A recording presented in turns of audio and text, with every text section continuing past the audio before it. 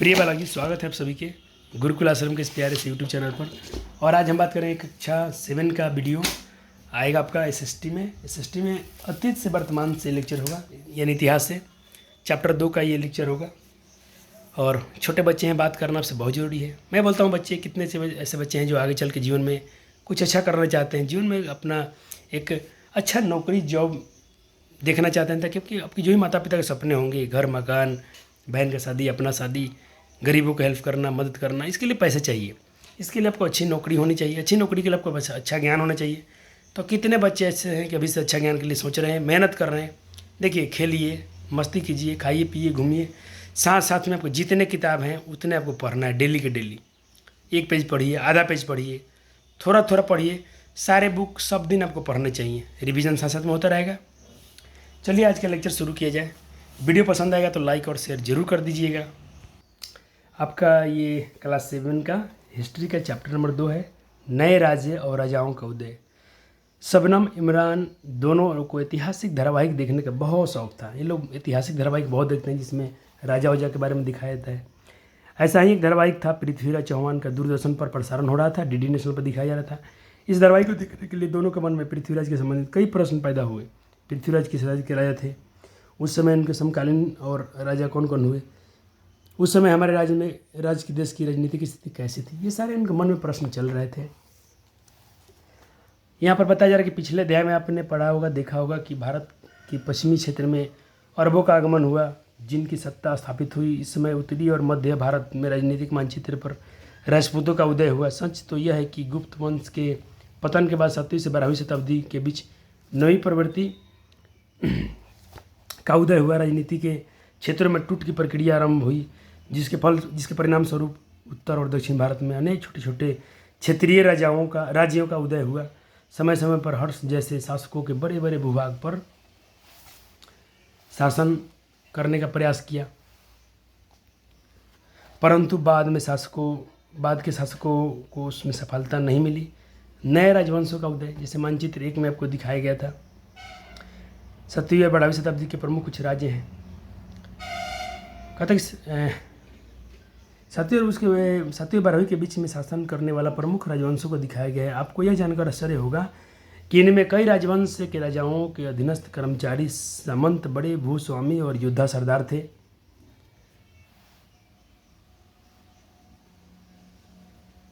उदाहरण के तौर पर राष्ट्रकूट के कर्नाटक चालुक्य राजाओं के अधीन थे। 8वीं शताब्दी के में राष्ट्रकूट प्रधान दंतिदुर्ग ने अपने शासक के रूप में स्थापित कर राष्ट्रकूट वंश का नींव डाला। दक्षिण भारत के कुछ अन्य शासक जैसे गुर्जर प्रतिहार, संभवतः जो ब्राह्मण थे, गुर्जर प्रतिहार क्या थे, ये संभावना थी कि वो ब्राह्मण थे। इन्होंने अपने परंपरागत कार्य छोड़कर शास्त्र को अपना लिए। मध्य भारत जैसे राजस्थान और गुजरात में एक स्वतंत्र राजवंश की स्थापना हुई। इस वंश का महत्वपूर्ण राजा नागभट्ट, किसका, स्वतंत्र राजवंश की स्थापना हुई, जिसका महत्वपूर्ण राजा जो थे नागभट्ट प्रथम था, जिसने अरबों से लोहा लिया, अरबों से बहुत लड़ा। ग्वालियर प्रशासित में उसे मलेच्छों का नाशक बताया गया। नागभट्ट की उपलब्धियां कुछ यहाँ पर दिया गया है, इसे पढ़ेंगे, ठीक है, इसको आपने पढ़ लिया। कहता कुछ उदाहरण भी ऐसे भी हैं जहाँ पर नए शासक के महत्वपूर्ण व्यक्तियों द्वारा चुने गए। जैसे बिहार और बंगाल में प्रथम पाल शासक गोपाल का चयन ऐसे ही हुआ था। तिब्बती इतिहासकार लमा तरनाथ भी इसी की पुष्टि करते हैं। खलीमपुर ताम्रपत्र में भी ज्ञात होता है कि अराजकता से तंग आकर बंगाल की प्रजा ने स्वयं गोपाल को अपना राजा चुना। इसी के वंशज आगे पाल वंश के नाम से प्रसिद्ध हुए। कुछ उदाहरण में महिला शासकों का भी नाम आता है, जैसे कि महिला शासक का सबसे माना जाता है कि उदाहरण पर कश्मीर की रानी थी, जो दिद्दा यानी बड़ी बहन के नाम से लोकप्रिय थी, जिनका नाम था दिद्दा, और बड़ी बहन के नाम से प्रचलित थी। यहाँ प्रकार के मंत्रियों और सेनाओं की मदद से रानी बनी। ऊपर वर्णित दृष्टांतों से यह समझ सकते हैं कि यह जरूरी नहीं था कि शासक शासकीय परिवार से ही संबंधित थे। कुछ अलग परिवार से भी शासक बन सकते हैं। अधीनस्थ कर्मचारी कुछ स्थितियों में शासक में भी बन सकते थे। अन्य लोग मंत्रियों, सैनिकों, महत्वपूर्ण लोगों के समर्थन से शासक बने। इस काल के इतिहास में राजपूत वंश सबसे अधिक प्रसिद्ध है, जिसे प्रतिहार, चौहान, सोलंकी, चालुक्य, परमार थे। कई सामंतों ने भी स्वतंत्र राजवंश की स्थापना की। यहाँ पर कुछ हम सामंत के बारे में पढ़ेंगे। कहता उस समय कई अभिलेखों और किताबों में यह इस वर्ग के लोगों का जिक्र है जो इस वर्ग में आते हैं। सामंत वर्ग में जो लोग आते थे उनका जिक्र दिया गया है। इस वर्ग के लोगों के लिए कई नाम भी प्रचलित थे, जैसे कि सामंत, राय, ठाकुर, राणा और रावत। और आपको याद होगा कि पहले के समय में राजा के बीच में जब किसी राजा को हराते थे तो उस राज्य को अपने राज्य में मिला लेते थे। लेकिन आपको यह जानकर आश्चर्य होगा कि 400 ईसा पूर्व से 1000 ईसा पूर्व के बीच में युद्ध हारे गए राजाओं को आमतौर पर अपने राज्य वापस भी मिल जाते थे। बदले में उन्हें कुछ शर्त माननी पड़ती थी। उनको राज्य लौटाया जाता था, लेकिन उन्हें कुछ शर्त माननी पड़ती थी। यहाँ पर कुछ बॉक्स में दिया, पढ़ लेते हैं। उपाधि का मतलब क्या होता है? उपाधि का क्या अर्थ होता है? शिक्षक की सहायता से। उपाधि मतलब होता है जिस चीज़ की आपको उपाधि मिली हो, जिसको आपको जनता ने, राजा को उपाधि दी गई हो, उसे उपाधि कहते हैं। और राजा विजय चरणों में रहने वाला राजा विजय अधिपित कहलाता था। पराजित रहता है उसका संबंध कहलाता था। यह देखने के लिए किसी राजा का संबंध पराजित राजा को अपने नाम पर यह बताने के लिए लिखा गया। इसका उदाहरण पढ़िए। कहता कि परम भट्टाटक परमेश्वर महाराधाधिराज श्री भोजदेव के चरणों में रहने वाले महासमंत महाजधिराज श्री क्षितिपाल के शासक का शासन था। आपने क्या पाया होगा कि भोजदेव और क्षितिपाल दोनों नामों के साथ साथ उपाधियाँ लगी हैं। अच्छा, उपाधियाँ मतलब उनके नाम में कुछ उपाधि लगता है। जैसे कि हम बोलते हैं ना, सरदार वल्लभ भाई पटेल, तो सरदार की उपाधि उनको लगी थी। गांधी जी, तो उससे महात्मा की उपाधि लगा दिया गया। ये कुछ टाइटल लगता है ना, ये उपाधियाँ साथ साथ लगेंगी। पर सामंत की उपाधियाँ राजा की उपाधि से छोटी होती है। इसी से पता चलता है कि राजा अधिक शक्तिशाली माना जाता था। सामंत बने रहने पर हारे हुए राजा को और कई शर्त माननी पड़ती थी। उसे अधिपति के दरबार में उसी समय पर मूल्यवान भेंट भेजनी पड़ती थी। मौके पर खुद अधिपति राजा के दरबार में हाजिर होना पड़ता था। आवश्यक पड़ने पर सामंत को अधिपति राजा के लिए सेना भेजनी पड़ती थी। इसी समय छोटे बड़े राज्य थे, वे सामंत बनाने की नीति अपनाते थे। भूमि के स्वामित्व के और संबंधित सेवाओं की कुछ शर्तों पर आधारित व्यवस्था को सामंतवादी व्यवस्था कहते हैं। यहाँ पर दिया गया है, भूमि के स्वामित्व और उससे संबंधित सेवाएं की कुछ शर्त पर आधारित व्यवस्था को सामंतवादी व्यवस्था कहते हैं।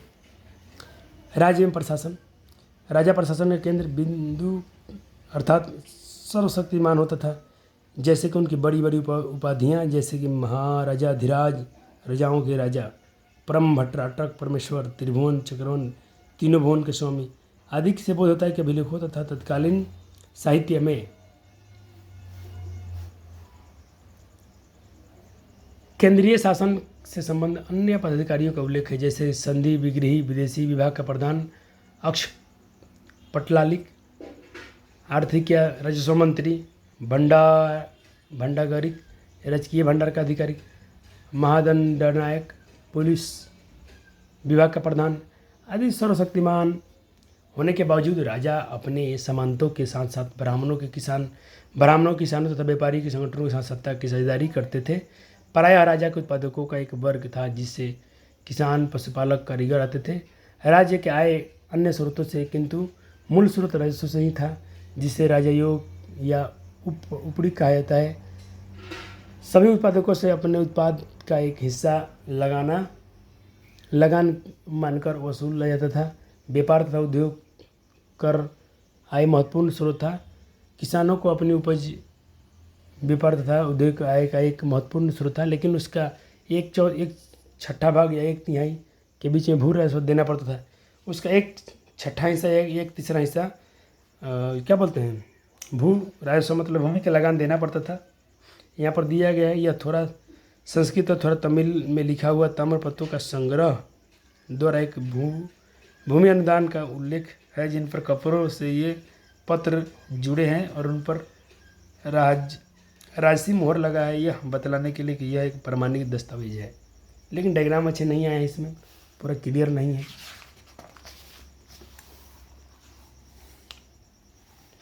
अब यहाँ पर हम थोड़ा इसको पढ़ लीजिएगा, हम थोड़ा शॉर्ट में पढ़ेंगे, महत्वपूर्ण बिंदु पढ़ते पढ़ते हम आगे बढ़ेंगे, चैप्टर थोड़ा लंबा हो जाएगा आपका। चलिए यहाँ पर कनौज के लिए संघर्ष पढ़ लेते हैं, इसको आप पढ़ लीजिएगा। कहते जैसे कि आप जानते हैं कि भारत में अरबों के आक्रमण के बाद संपूर्ण प्रायद्वीप में 3 महापूर्ण शक्तियों का उदय हुआ। कहते कि मध्य और पश्चिम में गुर्जर प्रतिहार, दक्कन के राष्ट्रकूट में बंगाल का अधिकांश समय आपसी संघर्ष में बीता। इसी संघर्ष में अखाड़ा कनौज बना। आइए कनौज आखिर संघर्ष केंद्र बिंदु क्या था। कक्षा 6 में आपने पढ़ा होगा कि कनौज हर्ष की राजधानी उत्तर भारत का एक प्रसिद्ध नगर था, जो नगर का अधिकार कर लेता था, वह उत्तर भारत के राजा के प्रतिष्ठित हो जाता था। पालों के समय में भारत तथा पंजाब के प्रतिहारों और राष्ट्रकूटों के लिए गंगा के मैदानों में पहुंचने के लिए कनौज पर नियंत्रण आवश्यक था। कनौज गंगा तट पर स्थित होने के कारण नदी मार्ग से होने वाले व्यापार में लगे रहे। बारी बारी उन्होंने कनौज से अधिकार कर लिया। आप सोच रहे होंगे कि त्रिपक्षीय संघर्ष विजयी कौन हुआ। कनौज का अधिकार स्थापित करने की इच्छा रखने वाला 3 शक्तियाँ परस्पर युद्ध करते करते थक गए थे। वे अब युद्धों में इतने व्यस्त थे कि उनको यह तीनों राज्यों का पतन हो गया और इतने कमज़ोर भी हो गए और उनको पता भी नहीं चला कि उनकी शक्ति लगभग एक समान हो गई थी। वे मुख्यतः विशाल सेनाओं पर निर्भर करती थी। इन सेनाओं का खर्च उठाने के लिए आवश्यक स्रोत के समान थे। उनके पास राजस्व का एक बड़ा हिस्सा इस सैन्य अभियानों में खर्च हो गया। हमेशा संघर्ष में लगे रहने के कारण इनका ध्यान अपने सामंतों से हट गया और अवसर का लाभ उठाकर धीरे धीरे सामंतों ने अपने आप को स्वतंत्र कर लिया। सामंतों ने अपने आप को अधिक आज़ाद कर लिया। इन तीनों के पतन को क्या क्या कारण हो सकते हैं, चर्चा कीजिए। भाई जब आपस में लड़ रहे हैं तो इनका पैसा वैसा सब कुछ खर्चा होता चला गया होगा, इनके सैनिक भी मारे गए होंगे, ये आपस में इतने कमज़ोर हो गए होंगे कि और इनका ध्यान कभी सामंतों पर गया ही नहीं। तो सामंत लोग समझे कि भाई चलो ये तो अपने बिजी हैं, चलो हम लोग यहाँ से स्वतंत्र आज़ाद हो गए, चले गए।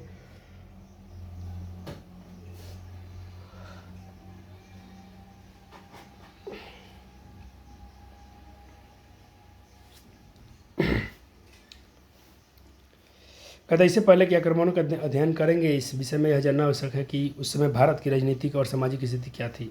उस समय संपूर्ण प्रायद्वीप अनेक छोटे छोटे राज्यों में बटा हुआ था। अनेक आपसी अच्छे संबंध नहीं थे। उत्तरी मध्य पश्चिमी भारत, हिंदुशाही कनौज, कलिंजर, गुजरात, बुंदेलखंड, मलावा, बंगाल, कश्मीर आदि प्रमुख राज्य थे। इनमें कई राज्य इतना शक्तिशाली नहीं था जो इन्हें रखकर योग्य नेतृत्व प्रदान कर सके। एक केंद्रीय राज्य के अंतर्गत छोटे छोटे सामंतों का अस्तित्व था। ये सामंत अपनी क्षेत्रीय चेतना और सैनिक शक्ति द्वारा केंद्रीय सत्ता को कमजोर करने का अवसर तलाशते रहते थे। यद्यपि राजपूत उस पर उत्तर भारत महत्वपूर्ण राजनीतिक शक्ति थे, उन पर उनमें उनकी कुछ अपनी कमजोरियाँ थी। राजपूतों में युद्ध के गौरवपूर्ण रूप प्रदान किया गया। प्रायः शासक अपने सम्मान की रक्षा करने के लिए आपस में युद्ध के लिए तत्पर रहते थे। इन राज्यों के बाहरी आक्रमणकारियों को मिलकर सामना करने के लिए भावना नहीं के बराबर थी। इसके अतिरिक्त मुस्लिम राज्य भी थे। मुल्तान का राज्य जिसमें सियायों का प्रभुत्व था, मंसूरा, सिंध और अरब वंशीय शासक। तुर्क आगमन के समय भारत की सामाजिक दशा भी बहुत अच्छी नहीं थी। तत्कालीन समाज में शासक, सैनिकों, आम जनता तथा तालमेल का अभाव था। राजा और जनता के बीच की दूरी काफ़ी अधिक थी।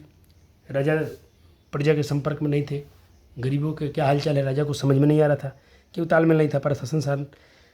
प्रशासन तथा सेना के कुछ पदों पर भी ब्राह्मणों और राजपूतों का अधिकांश नियुक्तियाँ उनसे अनुगत हो गई थी। इनमें से कुछ और अन्य वर्ग जाति के लोग भी राज्य के प्रति उदासीन होते गए और सिर्फ राजपूत और ब्राह्मण लोग थे सैनिक में। बाकी लोग को थोड़ा से अच्छा नहीं लगा। समाज का हर व्यक्ति सैनिक नहीं बन सकता था। देश जैसी व्यापक अवधारणा से आम लोग परिचित नहीं थे। शासकों के बदले जाने से आम जनता को कोई फर्क नहीं पड़ता था, क्योंकि उन लोगों को इसमें कोई दिलचस्पी नहीं था।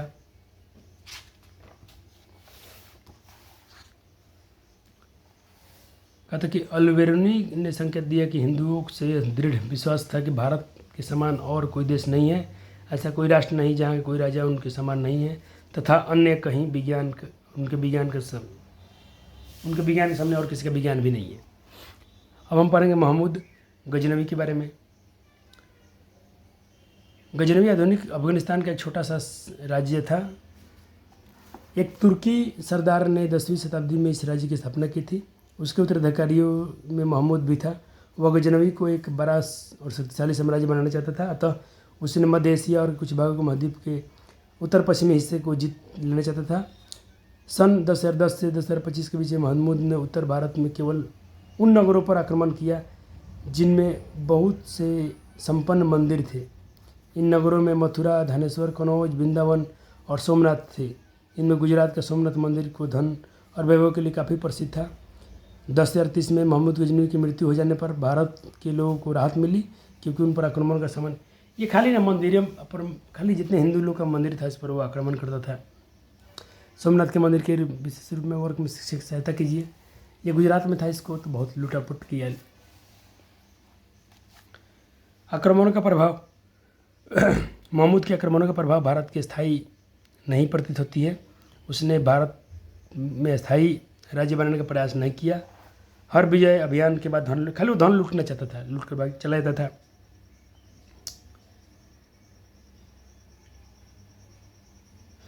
आपके विचार में महमूद भारत के आक्रमण से क्या उद्देश्य हो सकते हैं? मेरे विचार में यह उद्देश्य हो सकता है कि सिर्फ भारत से वो संपत्ति हड़पना चाहता था, ताकि उसको जो सपना था एक राज्य की स्थापना करना। संस्कृति के बीच में संपर्क योगदान किया गया। शाहनामा नामक काव्य का लेखक, फिर ये भी अच्छा क्वेश्चन है।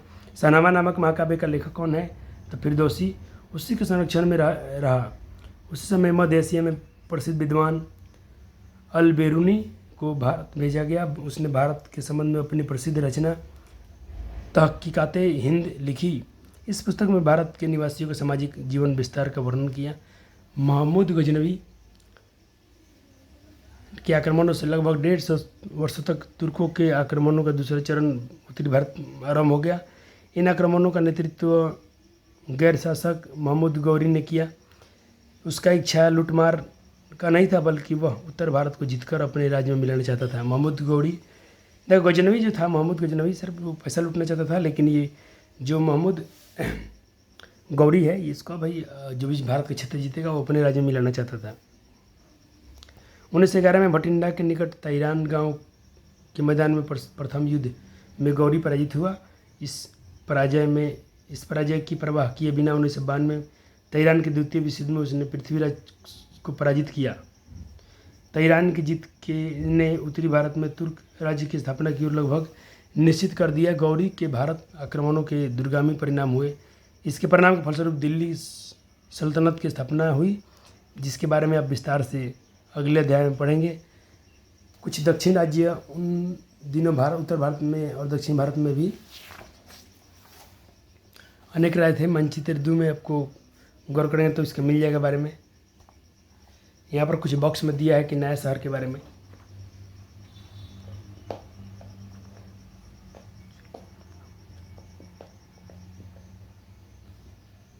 पढ़ लिया इसको आपने?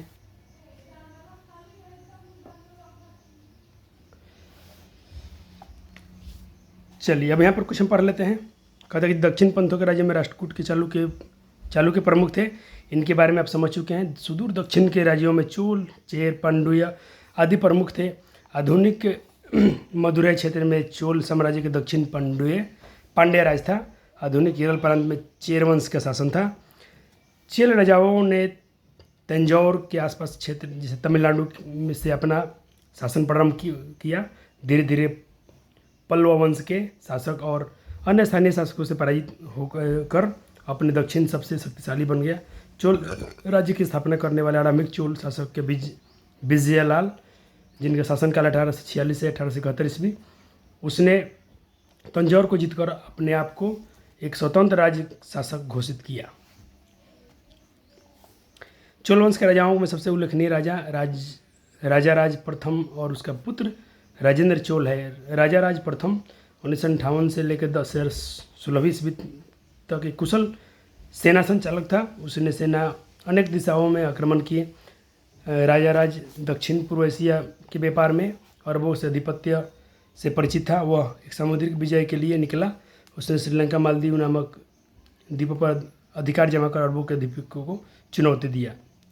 राजा राज का जो पुत्र था राजेंद्र 1014 से लेकर 1044 ईस्वी तक अपने पिता से भी ज़्यादा महत्वाकांक्षी था।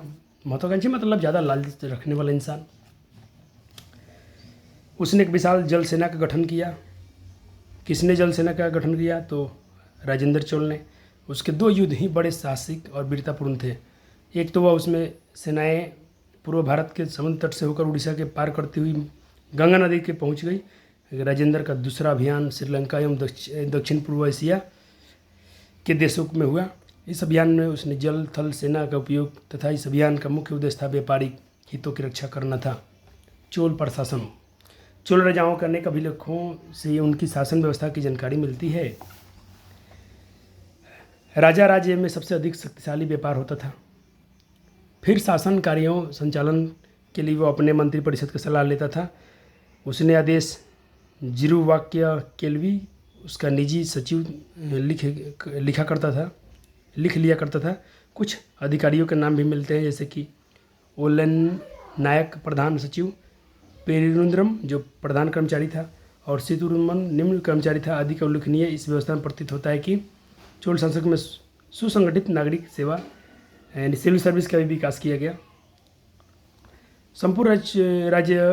संपूर्ण चोल राज्य को राष्ट्र कहा जाता था। प्रशासन की सुविधा हेतु संपूर्ण राष्ट्र कई इकाइयों में विभक्त था, जिनमें मंडलम कहा जाता था। प्रत्येक मंडलम में कोट्टम यानी कमिश्नरी का प्रत्येक कोट्टम नायडू जिला में बटा हुआ था। प्रत्येक नायडू कुरुम तहसील ग्राम यानी छोटे छोटे गाँवों में ये विभाजित थे। मंडलम का प्रधान राजवंशी होता था, लेकिन कोट्टम का नायडू कोर्रम के अन्य अधिकारी इस कर्मचारी के होते थे। अपने क्षेत्र की गतिविधियों से की सूचना से ऊपर वाले इकाइयों को देते थे। ग्राम स्वशासन तो व्यापार का हो गया। अब हम पढ़ेंगे चोल प्रशासन हो गया। अब ग्राम स्वशासन। गांव का स्वशासन चोल प्रशासन प्रणाली का प्रमुख विशेषता थी। गांव में शासन का संचालन राजकीय कर्मचारियों द्वारा न कर स्वयं गांव के लोगों द्वारा किया जाता था। यहाँ 3 प्रकार के ग्रामीण सभाओं का उल्लेख मिलता है। सर्वसाधारण ग्राम सभा, महासभा और अग्रहर जिसे अग्रह कहता है, और नगरम उर सभा नगरम, ये 3 दिया है। ग्राम शासन कार्य को संचालन करने के लिए कई समिति गठन करती थी, जैसे सामान्य प्रबंध समिति, उपवन समिति, सिंचाई समिति, कृषि समिति, शिक्षा समिति। ग्राम करने कार्य करती थी, जैसे मंदिर तथा सार्वजनिक सेवाओं देखरेख व्यापार की सुविधा के लिए राजपथों का निर्माण, मरम्मत, सिंचाई, सिपाही सफाई। चुनाव लॉटरी द्वारा किया जाता था। समिति सदस्यों के लिए कुछ योग्यताएं निश्चित थी। इसके लिए जानकारी में उन्हें अभिलेख से उनकी जानकारी भी अभिलेख में मिलती है। अभिलेख क्या होता है? अभिलेख के बारे में दिया है तमिलनाडु के चिंगलपेट जिले में उत्तर मेरुडु अभिलेख के अनुसार सभा की सदस्यता इच्छुक लोगों को ऐसी भूमि का भूस्वामी होना चाहिए जहाँ से भू राजस्व वसूल चाहता था, और उसकी उम्र 35-70 के बीच होनी चाहिए। उन्हें वेदों का ज्ञान होना चाहिए। उन्हें प्रशासनिक मामलों में अच्छी जानकारी होनी चाहिए और ईमानदार होना चाहिए। पिछले 3 सालों में कोई समिति सदस्य रहा हो वह किसी समिति का सदस्य नहीं बन सकता जिससे अपने संबंधियों खातिर राजस्व जमा नहीं किया कराए वह चुनाव नहीं लड़ सकता। ये कुछ दिया था जानकारी। चिंगलपेट जिले के उत्तर मेरुड़ अभिलेख के अनुसार सब दिया गया है। भव्य मंदिर कहते चोल साम्राज्य थे अपने और उसकी एक कुछ विशेषताओं को देख रेख में सोच रहा था। इस साम्राज्य का शासक बना ज़्यादातर समय युद्ध में बिताते थे, लेकिन चोल राजाओं द्वारा कई वैभवशाली भव्य मंदिर बनाए गए। तंजौर का बृहदेश्वर मंदिर, गंगोई कोंडचोलपुरम के प्रसिद्ध ये मंदिर स्थापित मूर्तिकला सुंदर प्रस्तुति है। इसके बारे में आप इकाई 5 में अधिक से पढ़ेंगे, जहाँ पर पूजा पाठ के लिए, जीवन यापन के लिए गतिविधियाँ चलती थी। चोल शासकों के काल राजाओं व्यापारियों के धनी लोग मंदिरों को काफ़ी मात्रा में सोना चांदी बहुमूल्य रत्नों का अतिरिक्त भूमि ग्राम मंदिर दिए जाने के कारण इस मंदिर के कर्मचारियों जैसे पुरोहित, मलागार, बावर्ची, मेहतर, संगीतकार तक की संख्या पर्याप्त यहाँ पर अधिक इनको माने कारण इन जो ये लोग हैं इनकी संख्या में वृद्धि हो रही है। इन कर्मचारियों की उनकी सेवाएं के बदले अनाज तथा बाद में भूमि दी जाने लगी। मंदिरों द्वारा अपने कर्मचारियों को भूमि देने के कारण उस भूमि पर खेती कर रहे किसान का कर बोझ और बढ़ गया, जिससे किसान की परेशानी बढ़ गई। चोल राज्यों का मंदिर सामाजिक कार्यों का भी केंद्र था। उत्सवों और धार्मिक त्यौहारों के आसपास क्षेत्रों के लोगों को एकत्र होने का स्थान मंदिर ही था। मंदिर में ही ग्राम सभाएं अपनी बैठक किया जाता था। मंदिर प्रांगण में ही विद्यालय लगता था। मतलब सारा काम मंदिर में ही था, पढ़ाई लिखाई सब कुछ मंदिर में ही हो रहा था। बॉक्स को जरूर पढ़ेंगे आप। और यहाँ पर कुछ कृषि और सिंचाई के बारे में दिया गया है, जिसको आप आसानी से पढ़ लीजिए। यहाँ पर दिया कि वो लोग बड़े बड़े तालाब को एकत्र किया जाता था। तालाब में जल खेतों में, तालाब में जलाशय में पानी इकट्ठा करके उसी से लोग सिंचाई का काम कर रहे थे। और नहरों का निर्माण भी किया गया। 9वीं शताब्दी में तमिलनाडु में जलधर हाउस द्वारा की शाखाओं में पानी के प्रवाह की इसके जरिए नियंत्रित किया जाता था। इस पानी से खेत सिंचे जाते थे। अब आखिरी हम पढ़ेंगे अनिकट शब्द तमिल के 2 शब्दों से मिलकर बना है। अरनी अर्थात बांध और कट मतलब अर्थात निर्माण, यानी बांध का निर्माण। बड़ी सिंचाई की योजनाओं के लिए बांध अनिकटम भी होते थे। राज्य के नियंत्रण में था। अब जरा गौर कीजिए, सिंचाई के कार्यों में योजना जरूरत थी जैसे श्रम संसाधनों व्यवस्था करना, ध्यान देना कि पानी बंटवारा कैसा हो। ज़्यादातर शासकों का गांव में रहने वाले लोगों की गतिविधियाँ सक्रिय रूप से दिलचस्पी दिखाई। तालाबों की देखरेख ग्राम सभाओं का महत्वपूर्ण कार्य था। पाल वंश, जैसा कि आपने देखा हो कि 8वीं शताब्दी के मध्य में बिहार बंगाल में पाल वंश का उदय हुआ। इस वंश का संस्थापक गोपाल था, जिसका चयन स्वयं था। वो अपने चयन खुद से किया था। गोपाल के बाद धर्मपाल, देवपाल, अन्य महिपाल, अनेक जैसे राजाओं हो, जिनमें उत्तरी भारत में एक मजबूत राज्य के रूप में उभरने का प्रयास किया। और स्मरण करें यानी याद करें कि इनमें कई राजाओं ने त्रिपक्षीय संघर्ष में भाग लेकर एक केंद्रीय सत्ता बनाने की भरपूर कोशिश किया। संभवतः बिहार का मुंगेर इनकी राजधानी थी। पाल के शासकों का काल कला कौशल स्थापित शिक्षा के लिए विख्यात था। हमें यहाँ मूर्ति कला और उनकी शिक्षा में दिए जाने वाले योगदानों का विशेष रूप से चर्चा करेंगे। मूर्ति कला में एक विशिष्ट शैली भारतीयों की मूर्ति कला का जन्म दिया। इस समय में नालंदा, बोधगया, कुर्किहार कला का केंद्र बन गया, जहाँ प्रस्तर एवं धातु प्रतिमाओं के बड़े बड़े पैमानों पर निर्माण किया गया। पलकाई मूर्तियाँ तत्कालीन धार्मिक विश्वासों से प्रेरित होकर बनाए गए थे। इनमें ज़्यादातर बुद्ध की मूर्तियाँ थीं। ब्राह्मण, जैन और अन्य देवी देवताओं की मूर्तियाँ भी मिली। पूर्वी भारत में इस विशिष्ट मूर्ति कला स्लेटी रंग में कसौटी पत्थर का उपयोग किया गया। इस शैली में मूर्तियाँ मुख्यतः पुष्ट शिला पट्टा के सर पर बनाई गई। प्रारंभ में मूर्तियाँ प्रभामंडल अलंकृत नहीं थी। बाद में यह अलंकृत प्रभामंडल में बनाए गए। साथ में ही पृष्ठ शिखा को भी अभिप्रायों से अलंकृत किया गया।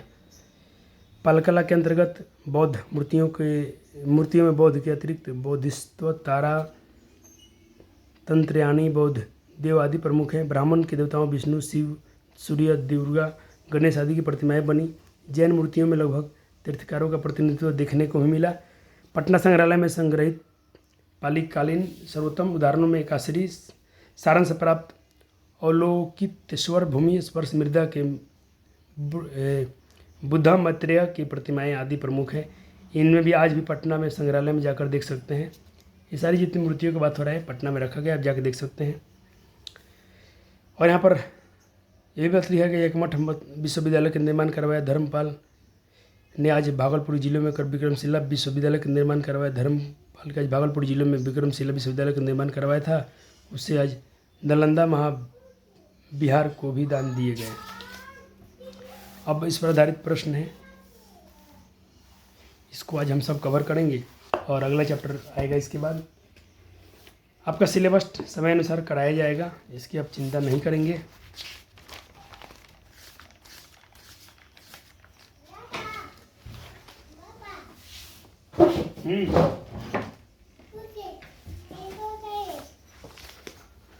अब इस पर आप इसको नोट कर लेंगे जल्दी से अपने नोट्स को।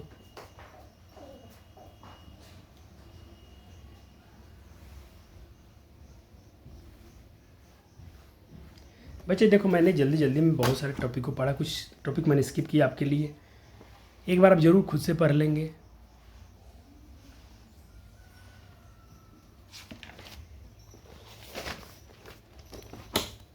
बूंद बूंद तालाब बढ़ता है। अभी छोटी छोटी जानकारी आपको इकट्ठा होती चली जाएंगी और आगे देखना आप एक बहुत अच्छे, मैं तो बताऊँगा तो फाउंडेशन इतना ज़बरदस्त तैयार हो जाएगा ना। क्लास 6 7 8 पढ़ते रहिए मस्त। 9th 10th में आने पर आप गर्दा नहीं उड़ा देते तो कहिएगा, क्योंकि पहले बात आपको पढ़ने की लत लग जाएगी।